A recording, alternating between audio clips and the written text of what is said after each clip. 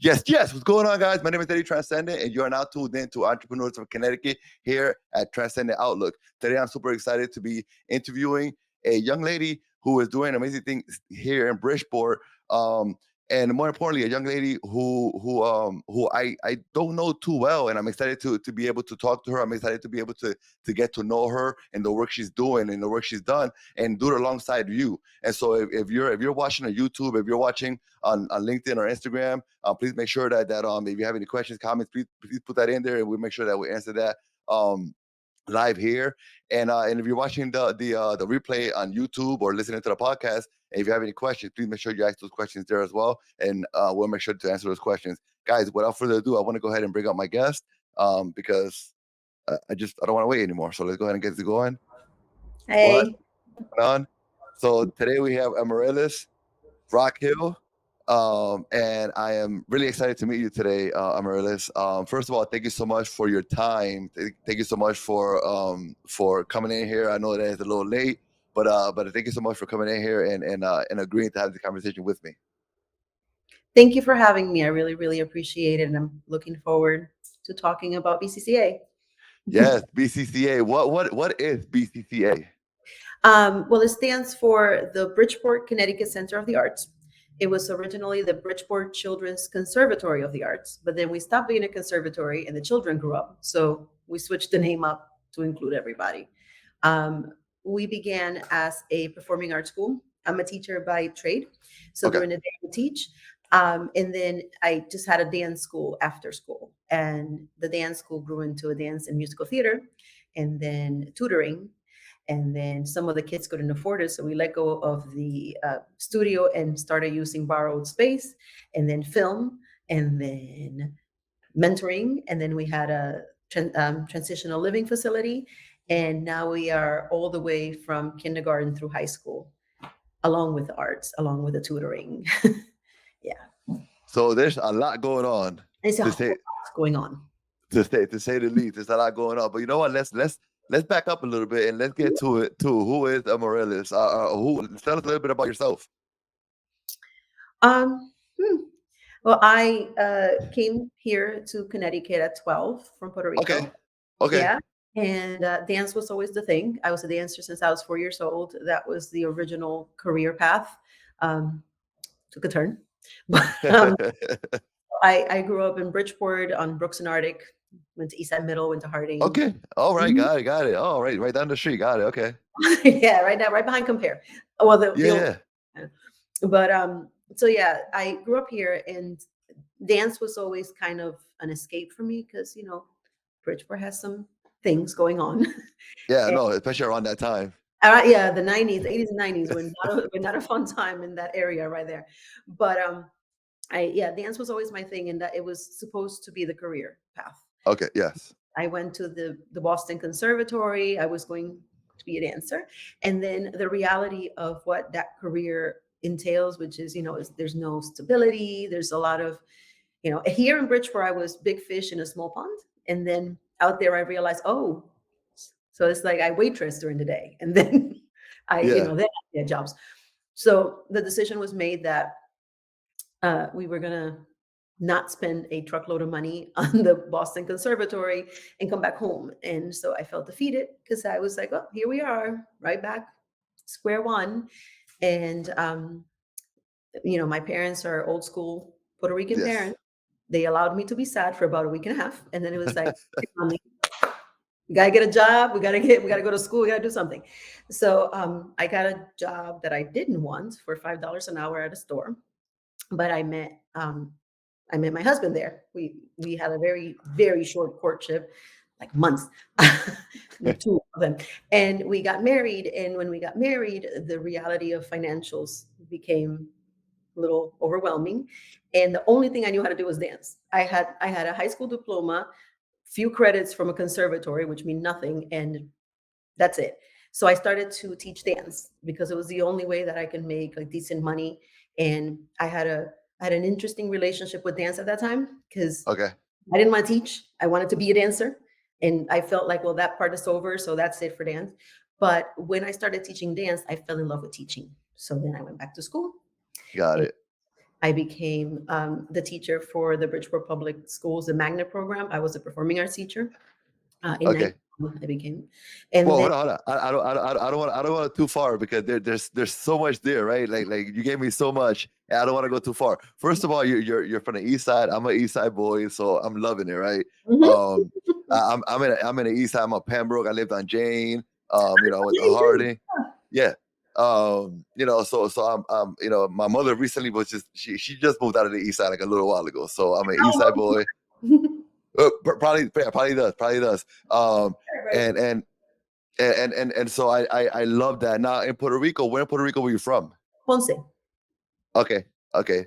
Mhm. And when you came here, you came straight to Bridgeport, or was it like New York, then kind of like whatever? So we came straight to Bridgeport because we had family here. Okay, My okay, dad came first, and we're very tight knit. It's only three of us, so very tight knit family. That was very difficult when my dad left, and he was here for like a year, setting it up for us. And then yeah, we came in, and I had an idea. Like I was obsessed with like mainland American culture, John Hughes and Breakfast Club and all that stuff. I thought I was moving there. And then I yeah. was like, oh no. So you took me from the projects over there and you brought me to the projects over here. And I was cold. Fun. No, definitely, definitely. And in terms of dancing, what were you into at the time as a young girl? What kind of dancing?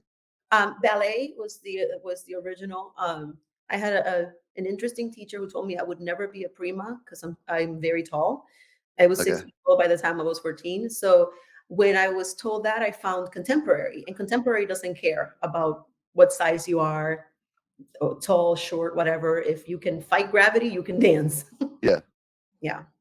Okay. That makes a whole lot of sense. Now, Mhm. did you ever dabble in any other dancing? Any other Musical styles of dancing? theater. Yeah, musical theater, jazz, um, folkloric Puerto Rican dancing. Yes. Um, we tried tap, but I fell and we were done. Um, Hip hop. Literally, like done. Yeah, it was nope. Don't like hitting my head like that. So that's the end of that one. Yeah, so but it was mostly ballet all the way till I was like 14, 15, which is when I really discovered musical theater and contemporary.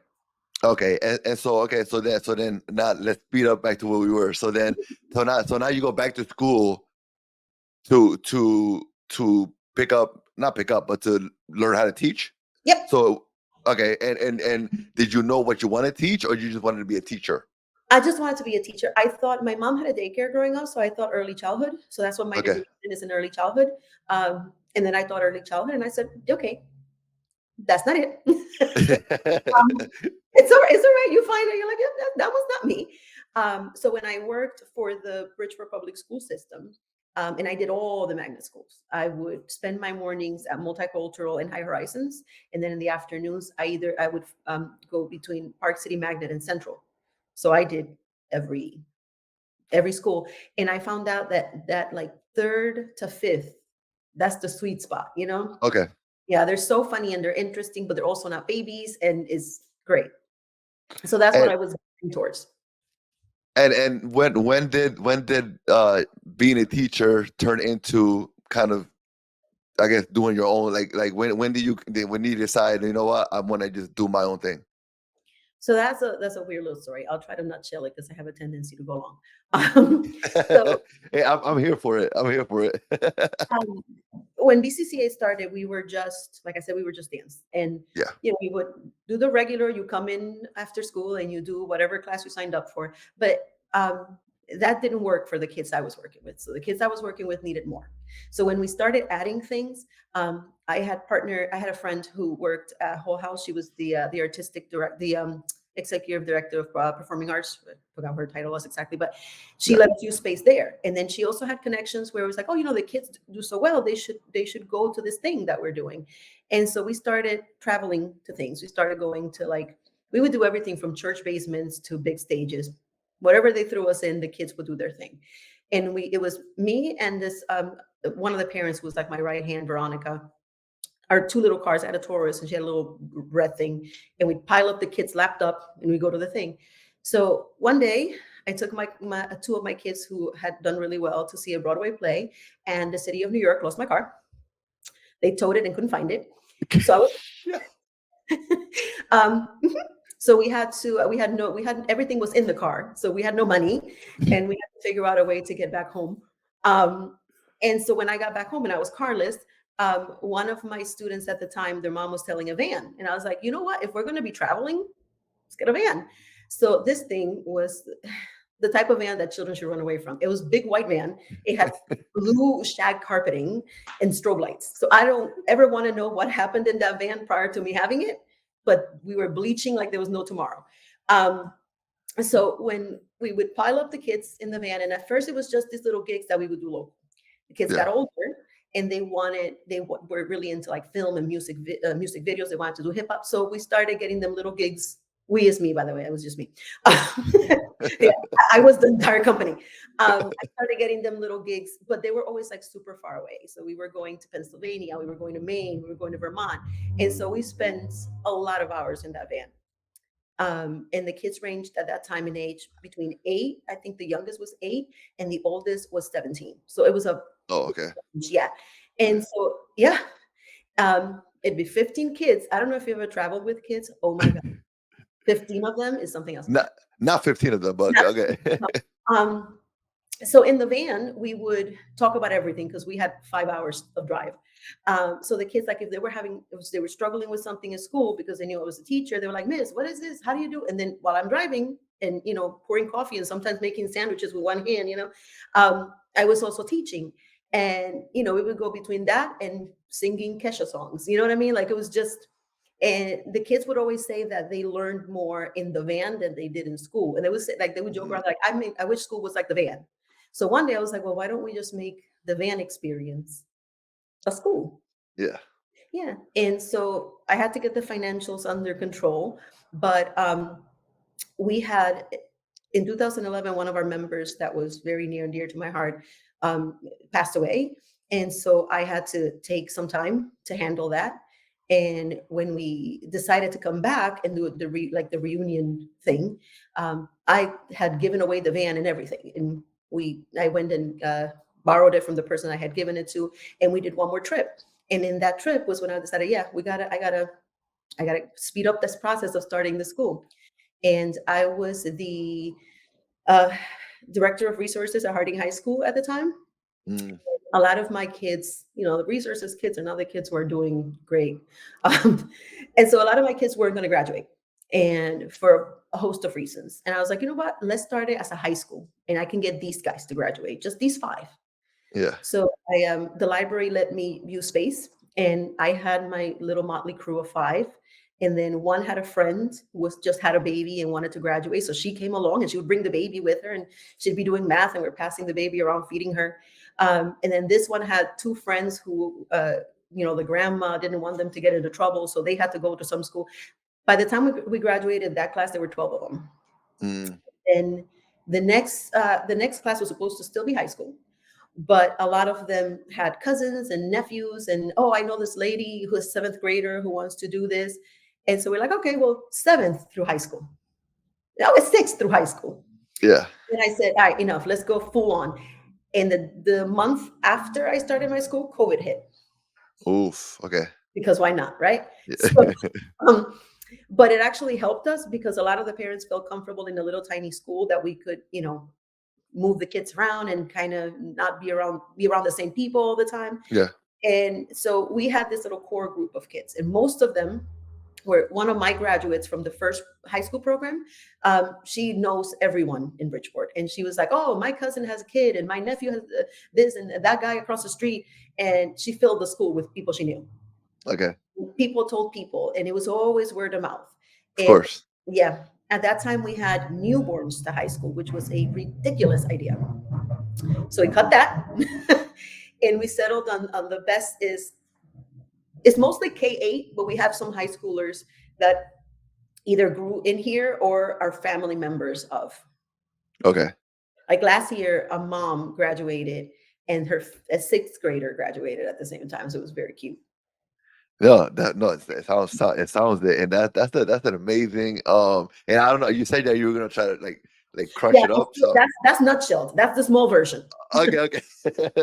No, that's amazing. Though it's such a nice story, and it's super recent too. Like I don't know why I'm thinking like it happened a long time ago, but if you're talking about the pandemic, we're talking about just a few years ago. Yeah, so we're celebrating our 20th anniversary this year, but the school portion, like the K-8 school, Yeah. started 2019. Okay. And Mhm. and where are you guys located?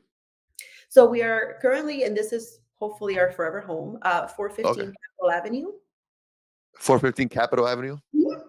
Okay. Is that a building or? Yeah, it's our own little building. Is well, we rent it, but it's like just us. There's nobody else here. So it looks like a house. It used to be a house, so it has a very homey feel. Um, the kids walk through it like it's their home. You'll often see kids with no shoes walking around with a snack. We have a bunny, an emotional support bunny, so Coco just roams and visits rooms, and Yeah. it's very And, homely. and now, in terms of what the kids are getting when they come to BCCA, tell us a little bit about that. Talk to us a little bit about what it is that the kids are leaving Mhm. BCCA with.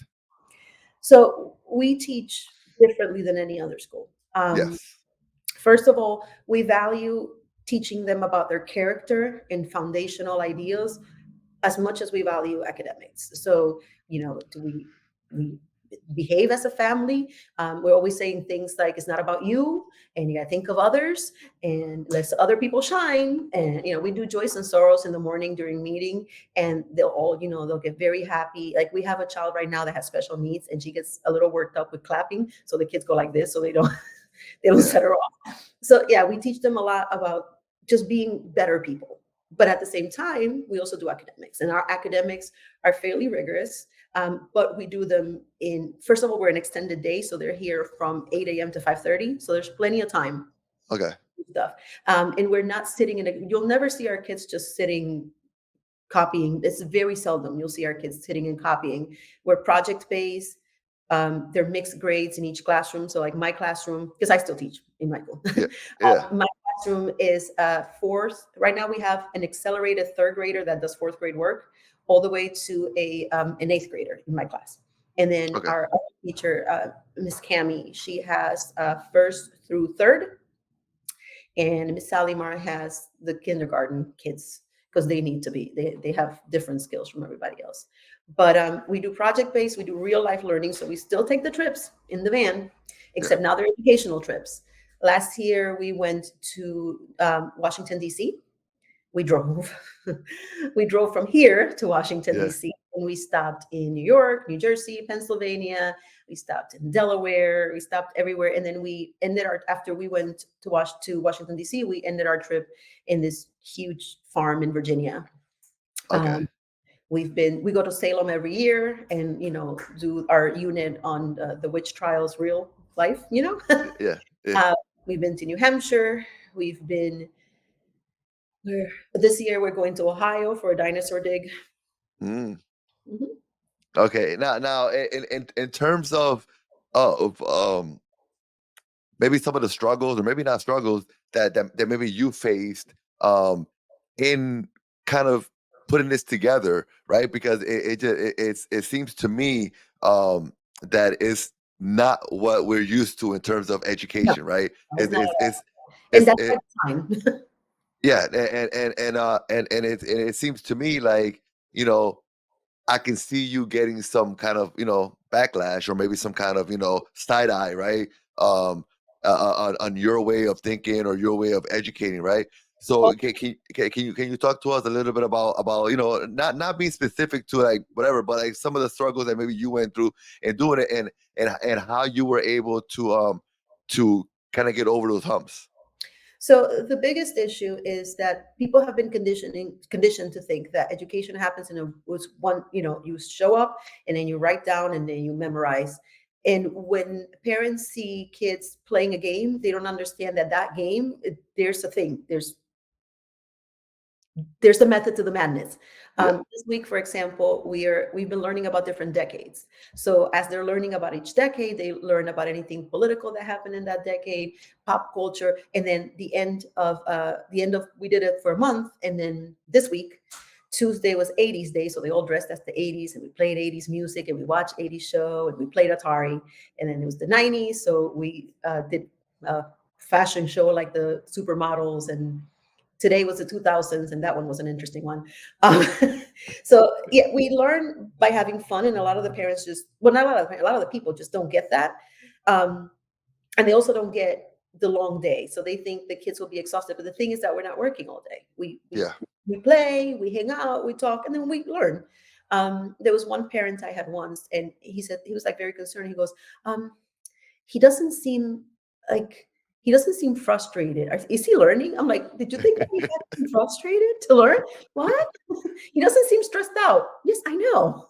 That's like for them to enjoy. But our kids love school. They come in, and sometimes they come in on Saturdays. Sometimes they don't want to leave because it doesn't feel like learning. It just feels like people having a conversation about some stuff that you later remember. Yeah. But the problem is that a lot of people don't get. It's one of those deals where you have to come here and you have to see it. Yeah. We had a partner that was helping us out with some stuff, and he came in to do a talk for the kids. And when he left, he was like, "Oh, this is like a school." I was like, "Yeah, yeah." What did you think it was? Yeah, they didn't realize that, like, our kids, we don't do homework, so but they'll do research at home, they'll do projects at home. So they didn't. A lot of people don't realize that what we do here is actual education. And then our biggest hurt, and the way I overcome that one is just having people come. We have an Yeah. open door policy. Show up. Yeah. Yeah. And I always tell the parents, if you show up, if I was going to be yelling at your kid that day, that's happening. And if I was going to praise them, we're not changing because you walk through the door.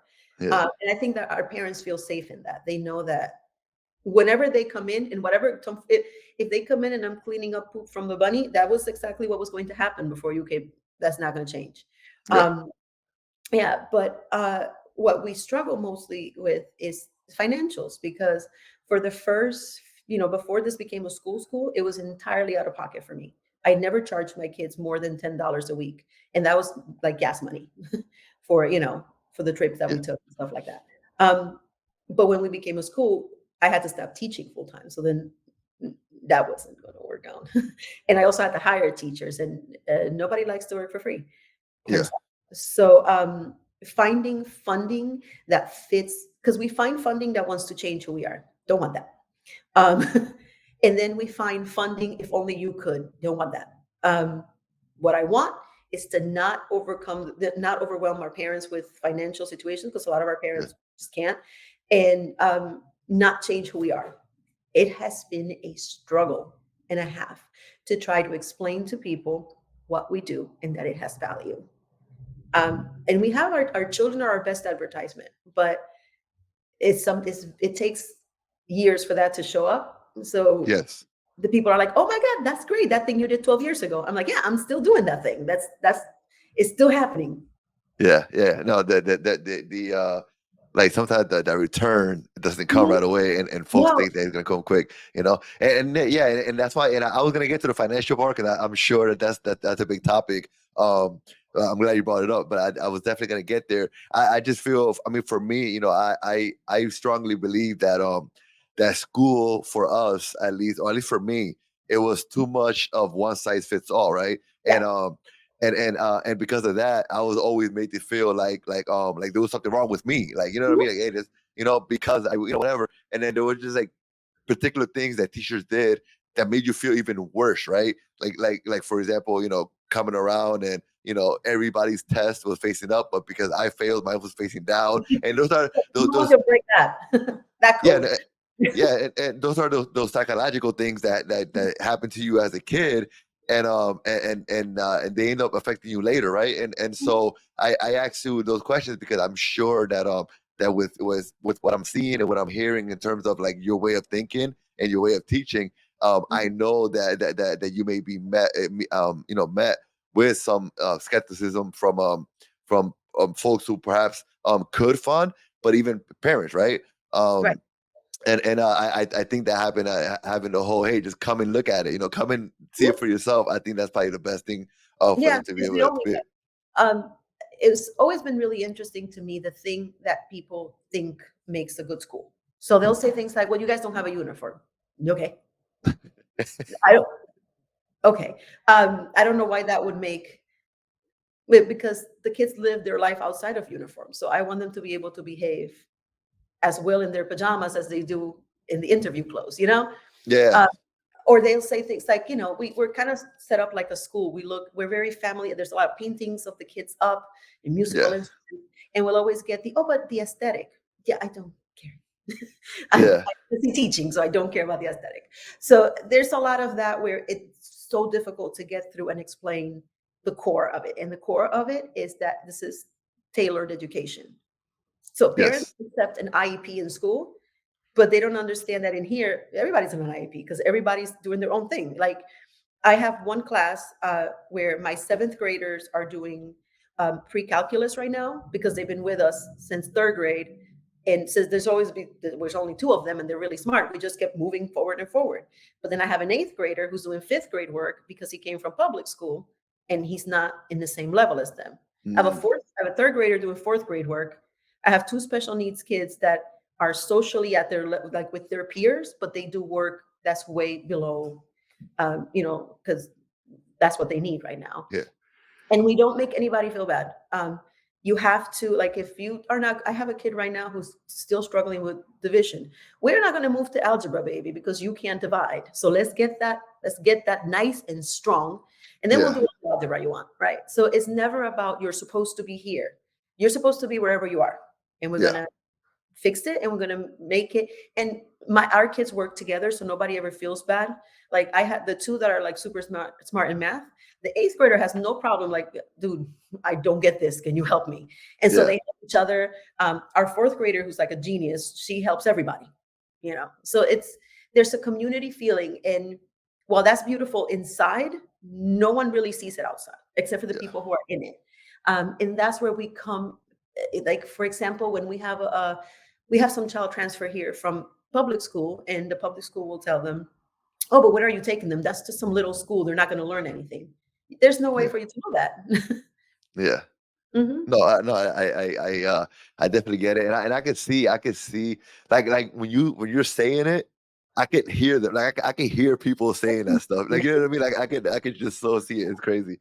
Um, Now in terms of information and people being able to, like, if somebody's watching or somebody's driving the car right now listening to this podcast, where can they find more information on BCCA and the things that you guys are doing? They can go to our website, which is bccainfo.com. Okay, got it. Super easy to remember.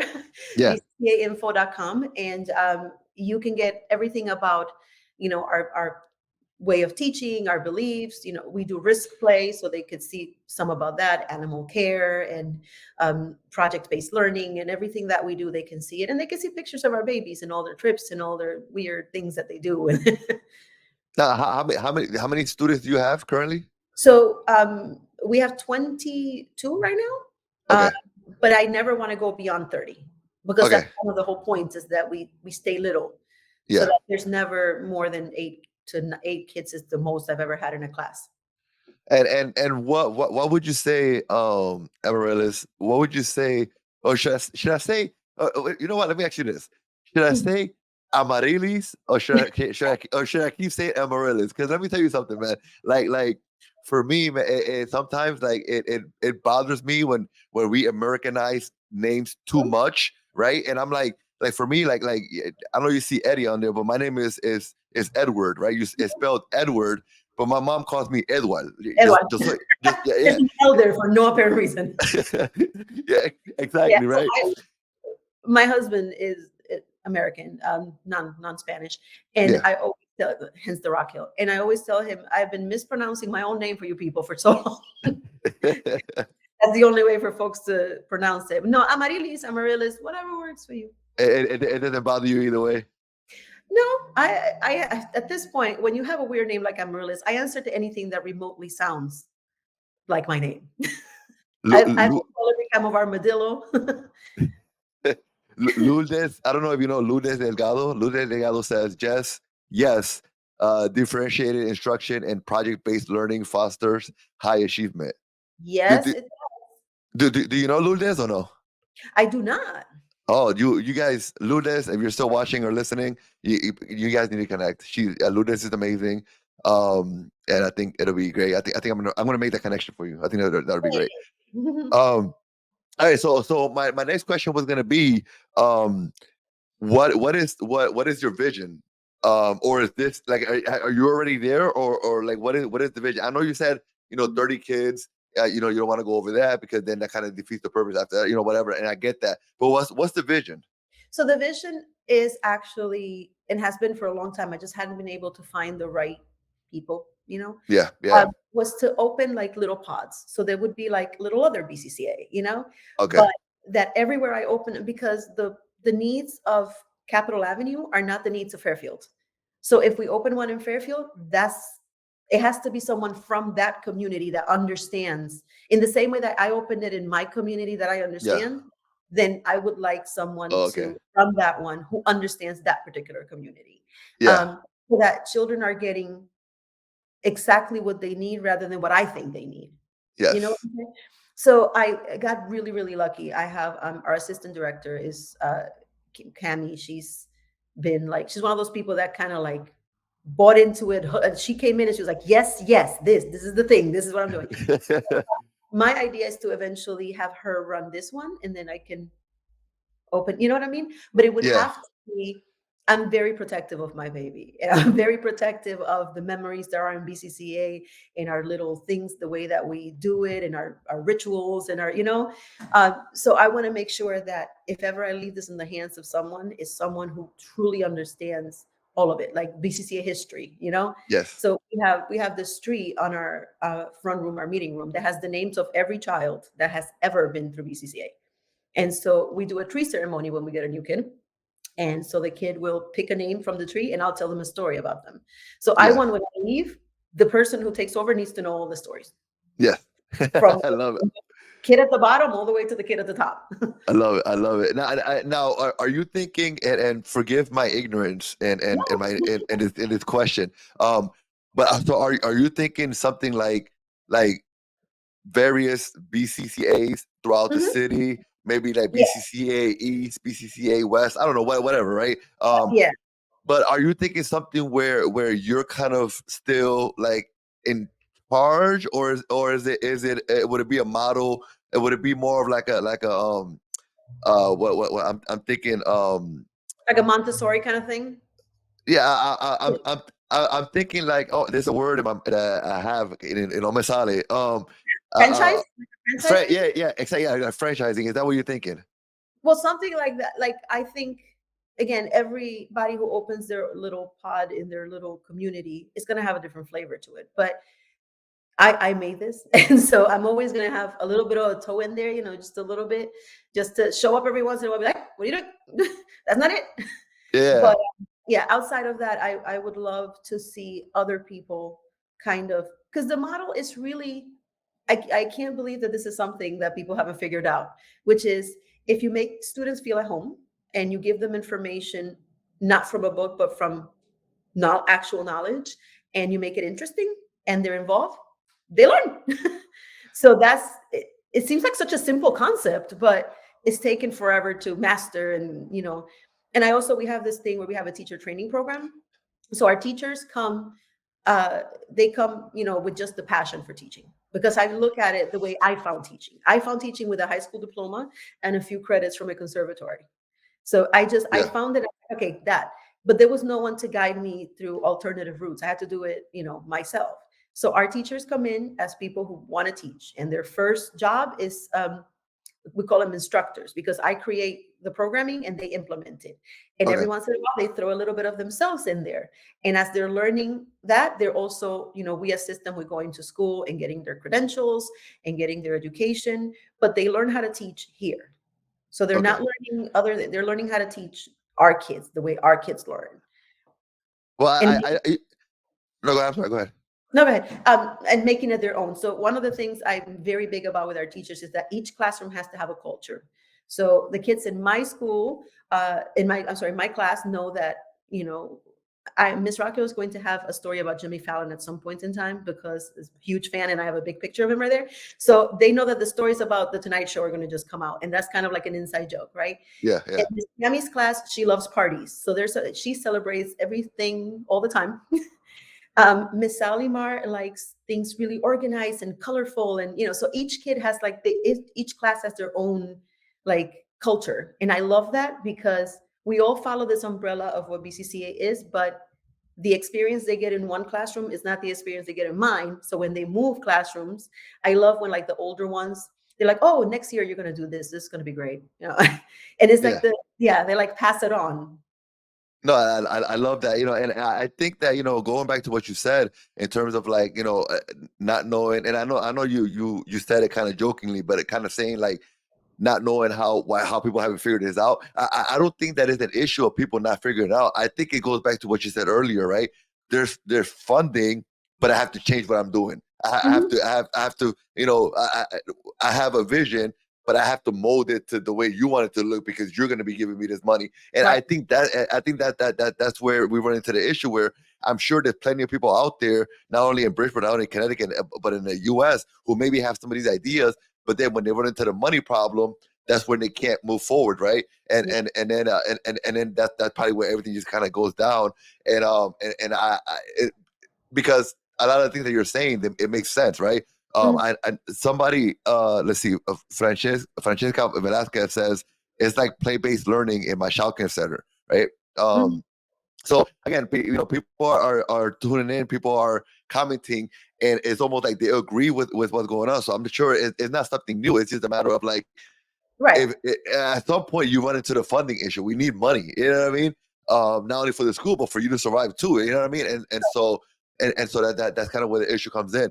Now, in terms of ways that people can help, anybody who's watching, anybody who's listening, of course, funding is a big help. But are there any other ways that we can help? Um, just spreading the word that we're here. Yeah, If there's someone who had this, who likes this and thinks maybe I can do something like that, we could talk about expansion and we can talk about um, maybe taking what we do and observing it and recreating it. Um, and the idea at the end of the day is that it becomes somewhat normalized to a place where people are like, oh, that's weird. I don't, but it just becomes, like I said, when people think of Montessori, they no longer think it's weird. It's just a style of learning. So I would love for just the word to be spread, for people to come and visit us, see what we do. Of course, I mean, funding always helps. If someone has funding, they're always here, we can use it. But just knowledge. I mean, like I said, for a long time, it was just me. yeah, So when you're in it, when you're in the thick of it and you're mhm, teaching and running and sometimes unclogging the toilet and also making the phone calls while you're teaching, you don't have time to think of, what could be out there that can help me. You're just trying to survive every day. And having someone, um, that you could say, oh, hey, so I know about this thing that might be able to help you financially. That would be yeah. great. No, no, definitely. Kim Martinez says maybe school supplies, sensory items, etc. Again, listen, if you're watching this podcast right now on Facebook, on Instagram, on LinkedIn, if you're listening in your car on Spotify, if you're watching on YouTube, please go down to the description and check out the website, check out the Facebook page. If you can help in any way, shape, or form, please do so. Even if it's just sharing, even if it's just following, any little bit always helps. I always say, some of us are having issues financially already, right? So we can't help Mhm. financially, but just sharing it, just telling somebody else about it, or just kind of saying, hey, listen, Amarilis, like I know of this organization, or I know of this program, or I know of this particular money that you can get from this place. Just that little bit helps because sometimes somebody like you who's in the thick of it, not only are you running it, but you're teaching, like you're in there.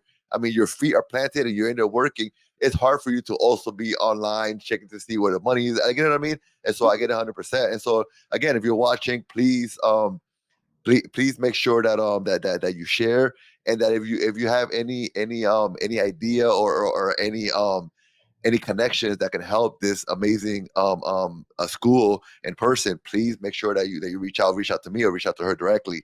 Um, Now, let's talk a little bit about entrepreneurship, right? Let's talk about entrepreneurship and that journey, right? And I know both of them, the entrepreneurship and what you're doing is all one, right? Mhm. But if we separate them and we have entrepreneurship here and the school over here, let's talk a little bit about entrepreneurship and that journey, and how has it been for you? It's been a little bit rough because the original model that I had, I mean, dance schools run like, you have the kid signs up and then your parent pays and recital and ta-da. Um, yeah, that one, because again, I've been in dance since I was 4. So that part, I was like, yeah, I got this. When we went into the nonprofit portion of it, that was a whole other bit. So it has been an interesting journey to um, learn like the ins and outs and how, where I can get this and where I can get that, and keeping my school, keeping the integrity of the school, and recreating the experience of the school for every single child for the past 20 years, while at the same time trying to maintain the bottom line Yes. and still pay salaries and still, Yeah. Are you our 501c3? Is yeah. you are? Okay. Okay. Okay. No, no, definitely. And when we think about the youth, and when we think about people coming up, who are thinking that entrepreneurship may be the route that they want to take in terms of what they want to do for a living, right? Like they don't want to, they don't want a 9 to 5. They want to just kind of, have their own business. Could you share maybe some advice for a young person that's thinking about it?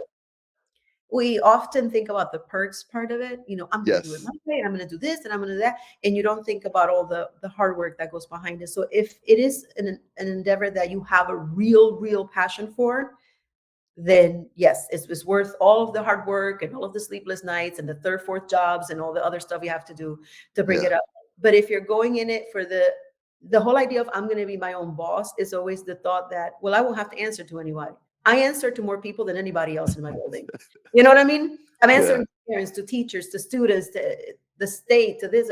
So the whole idea is always, well, I'm going to go to myself so no one can be my boss. That's not really how it works. Yeah, that's not quite it. So it has to be a thing that people have an actual passion for. Whatever that, whether it's cooking or is cleaning or is school or is whatever you're doing, whatever you're opening, it has to be something that you have a real true passion, and sometimes something that you really know about. Because, when it's your thing, you have to be ready, prepared to whatever turn it takes. You have to, okay, I got to change this, I got to change that. And if you don't really know your industry, you just jumped in it, you can find yourself in a big pile of no good.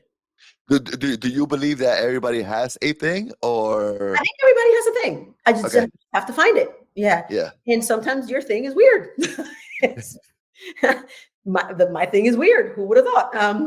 But I Yeah. always try to do that with my students. I try to find like what their, that old question they used to give us back in the day in counselors: if you won the lottery and you didn't need any money, what would you do anyway? Yeah. That Yeah. kind of Yeah. thought. Yeah. So there is always, and there's nowadays there's a niche for absolutely, every, so whatever weird thing you have might just be marketable. But Yeah. you have to understand that it isn't quite the way it looks. Social media has a way of making things look a lot shinier than they really are. um, you have to think of the grind behind. You don't make money for the first few years. That's just, Yes. that's it is. um, Sometimes you have to move from your own money to make sure that other people get paid. um, it always falls on you. That's the thing. It's the when you're in charge and something breaks, comes straight to you. You can't pass it along. So all of those are things to consider, and that's not to deter from starting your own endeavor, but it's just things to keep in mind so we don't go after the shiny thing and forget, the foundation. No, of course, of course. Listen, Amarilis, thank you so much for the conversation. Thank you so much for sharing your passion with me and with us. I hope that we're able to at least impact one person, and get somebody out there to hopefully believe in themselves and believe in whatever it is that they're dreaming, that it can come true. Because if someone like you and like me, if we can do these things, anybody can. It's just a matter of understanding again that there's work that comes in and that you have to do. Um, eh, eh, Before I let you go, I have these three questions that I ask everybody that Mhm. comes on, kind of Okay. random a little bit, but it's always fun to kind of get to know a little bit more about the person. Mhm. And so I'll ask you now, and it's nothing crazy, but again, Yeah. just to get to know a little bit more about you. So the first question is your favorite dish. My favorite dish. Well, I'm a vegan. Okay, that's fine. But yeah, uh, bean curd, brown sauce from Chinese restaurants. Uh, okay, and any specific Chinese restaurant because like if you're from Bridgeport, like Mhm. there's a whole bunch of them, but most people will tell you no, I only go to this one or I only go to that one. Jade Lee Kitchen is my place. Wait, with J It's League? Jade Lee is right by school. It's tiny, but it's great. Okay, got it. Now, what's your current favorite song on repeat right now? Isn't fair? No. So, my current favorite song is uh, my gosh, I have a few. See, the thing is, today we had 2000s Day at School, so those are the songs that are floating out in my head. But Yeah. we're a big. I've been on repeat with. It's an old one, but Eminem's Godzilla has been because I'm trying to Oh. memorize it. Yeah. Yeah. It's fun. It's funny because so I'm a huge Eminem fan, and this morning something came up on Facebook when I was in the gym, and it was it talked about how this is the 25th year since the first album came out, and so I just went into the whole like rabbit hole of like all I mean just everything. So my whole gym session was all Eminem this morning. um, and what's your favorite genre of music? Um, I dabble in a little bit of everything, Yes. but um, so 90s rock is really where I always come home to. 90s rock. So Mhm. when now did that start here or did you come from Puerto Rico with that? Oh, no. So Ponce was big on rock back then. I mean, I did Okay. that thing where you pretend to say the lyrics, but you don't know what you're saying. You just sort of mumbling stuff that sounds like it. Yeah. But yeah, no, I've always, back in the 80s, it was the hair metal bands, and then it moved on to like the goth things, and then the Seattle movement and grunge. Yeah. Always been rock. No, and I only asked because I've noticed that a lot of Puerto Ricanos they like rock and Mhm. I'm like and a lot of them don't even speak English, like, you know what I mean? But and so I'm Puerto Rican, but I'm born and raised here. Mm. And so I mean, yo soy salsero. I'm just straight salsero. That's Ah, just give me you know what's salsa. funny? Over there, we like the stuff from here, and over here, you like the stuff from over there. Why gotta be so difficult? Yeah, it's crazy. It's my jam. I mean, I didn't listen to any hip hop or anything until I was maybe 11 or 12 years old. Before that, it was all salsa, merengue, bachata. Oh So yeah, no, I mean, like I said, I like every genre. I yeah, When we went to the Christmas retreat with the school, I had the older boys, so we spent the whole time rapping. We went everywhere from Biggie and Tupac to Eminem. I love it. Well, Yeah. listen, thank you so much for your time again. If there's anything I can ever do to help, please let me know.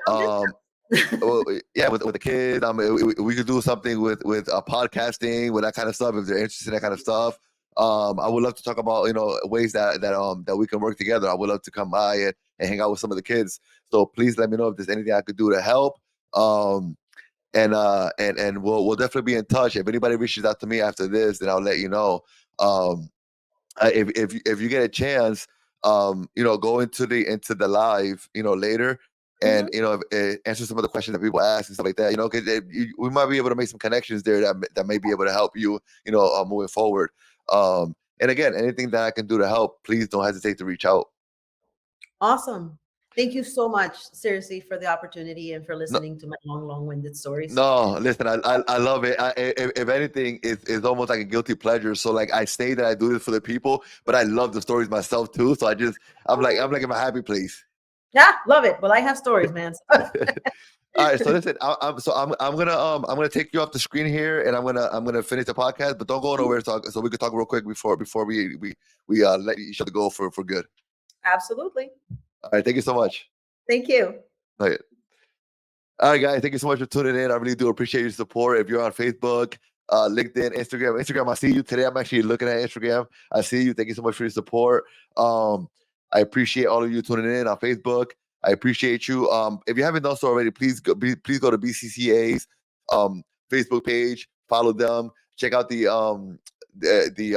website. It'll be linked. If you're on YouTube, it'll be linked down in the description. If you're listening to the podcast on any other of the podcast streaming networks, please make sure you go into the description and you'll be able to find the information on how you get in contact with BCCA there. Again, guys, I really do appreciate your support. Thank you so much. Share this video. That's it. I think that's it. I'm done. Don't forget, be transcendent.